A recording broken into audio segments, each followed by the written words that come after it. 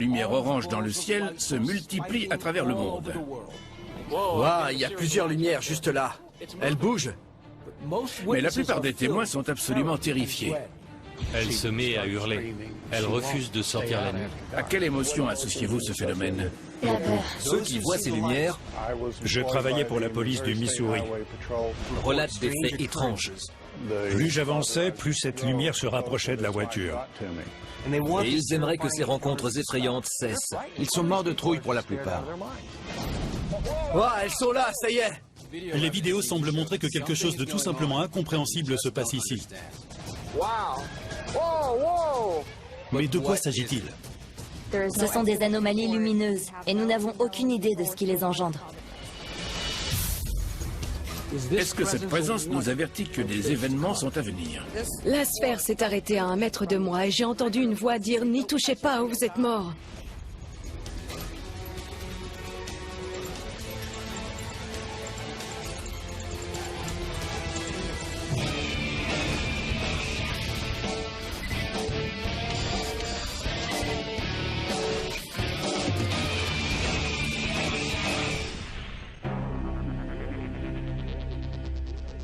On a enquêté l'année dernière dans l'Indiana sur des boules de lumière, des sphères. Et devinez quoi? Elles sont de retour. Et cette fois, nous allons nous intéresser à un tout nouvel aspect du phénomène, une sorte de présence malveillante. On nous a signalé des rencontres effrayantes avec des ovnis qui entraînent des cauchemars, des migraines, des prémonitions terrifiantes et parfois des confrontations directes avec les sphères. Ces ovnis sphériques ne sont pas nouveaux.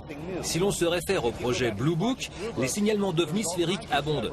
Cela fait longtemps que ça dure, et comprendre ce que sont ces boules de lumière constitue un défi énorme pour l'ufologie. L'augmentation brutale du nombre d'observations de sphères est un phénomène mondial, de Porto Rico à l'Australie. Mais pour certaines raisons, une série de signalements particuliers dans le Missouri, l'Indiana et en Arizona retient notre attention. Nous devons maintenant enquêter sur ce phénomène. Ces sphères ne sont pas nécessairement des ovnis. De nombreuses explications rationnelles sont envisageables et n'ont rien à voir avec une quelconque forme de communication. Il y a le rationnel, il y a le supernaturel, et c'est ce sur quoi nous devons nous pencher pour aller au fond des choses et comprendre ce que cette présence signifie.